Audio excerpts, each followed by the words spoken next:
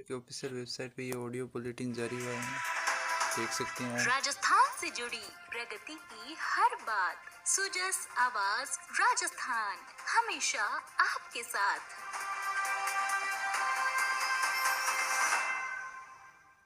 Sujas podcast में मेधा से आप सुन रहे हैं प्रदेश की खास खबरें। एक नजर आज की हेडलाइंस पर।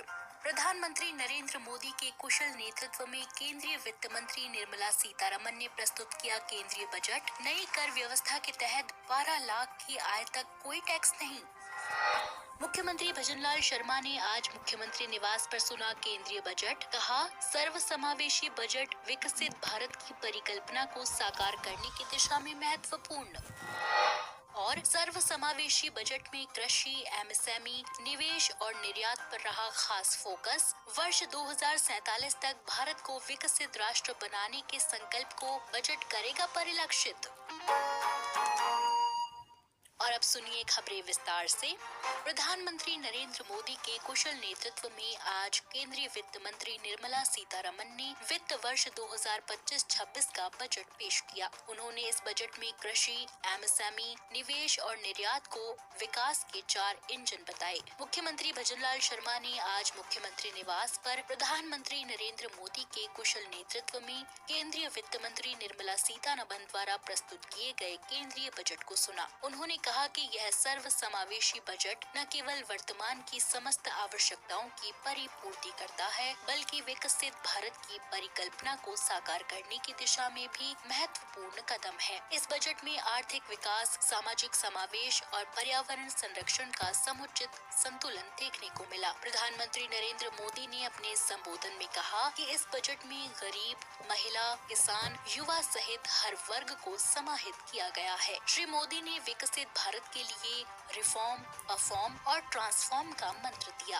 आज भारत की विकास यात्रा का एक महत्वपूर्ण पड़ाव है। 140 करोड़ भारतीयों की आकांक्षाओं का बजट है। ये हर भारतीय के सपनों को पूरा करने वाला बजट है। हमने कई सेक्टर्स युवाओं के लिए खोल दिए। सामान्य नागरिक विकसित भारत के मिशन को ड्राइव करने वाला है। ये बजट एक फोर्स मल्टीप्लायर है। ये बजट सेविंग्स को बढ़ाएगा, इन्वेस्टमेंट को बढ़ाएगा, कंजम्पशन को बढ़ाएगा और ग्रोथ को भी तेजी से बढ़ाएगा। मैं वित्त मंत्री निर्मला सीतारमन जी और उनकी पूरी टीम को इस जनता जनार्दन का बजट, पीपल्स का बजट, इसके लिए बहुत बहुत बधाई देता हूँ। वित्त मंत्री निर्मला सीतारमन द्वारा प्रस्तुत विकसित भारत बजट 2025 में महत्वपूर्ण घोषणाएं की गयी। इसके अनुसार 12 लाख तक की वार्षिक आय पर कोई आयकर नहीं लगेगा, जो मध्यम वर्ग के लिए ऐतिहासिक राहत है। ये अभूतपूर्व निर्णय न केवल मध्यम वर्ग की क्रय शक्ति को बढ़ाएगा, बल्कि देश की अर्थव्यवस्था को भी एक नई गति प्रदान करेगा। इससे करदाताओं को बचत का अवसर मिलेगा और वे अपनी आर्थिक स्थिति को और सुदृढ़ कर सकेंगे। मुख्यमंत्री भजनलाल शर्मा ने इस निर्णय के लिए प्रधानमंत्री और वित्त मंत्री का हृदय से आभार और धन्यवाद प्रकट किया। Personal income tax reforms with special focus on middle class. Democracy, demography and demand are the key support pillars in our journey towards Viksit Bharat. The middle class provides strength for India's growth. This government, under the leadership of Prime Minister Modi, has always believed in the admirable energy and ability of the middle class in nation building. In recognition of their contribution, we have periodically reduced their tax burden.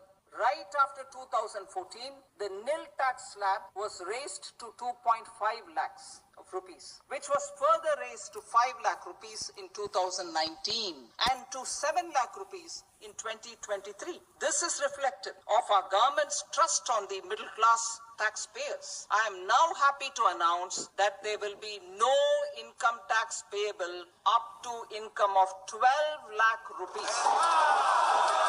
इसी क्रम में वित्त मंत्री निर्मला सीतारमन ने कहा कि किसानों के लिए प्रधानमंत्री धन धान्य योजना चलाई जाएगी। इस योजना से देश के करीब 1.7 करोड़ किसानों को मदद मिलेगी।